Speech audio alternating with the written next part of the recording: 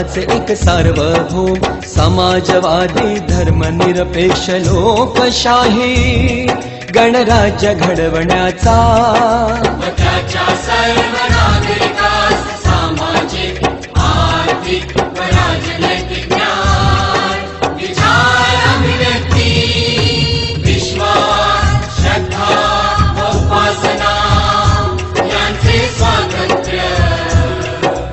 दर्जाची व संधीची समानता निश्चितपणे प्राप्त करून देण्याचा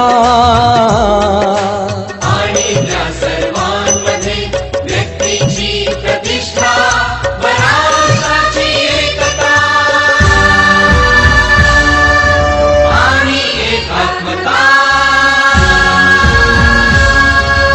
यांचे आश्वासन देणारे बंधुता प्रवर्धित करण्याचा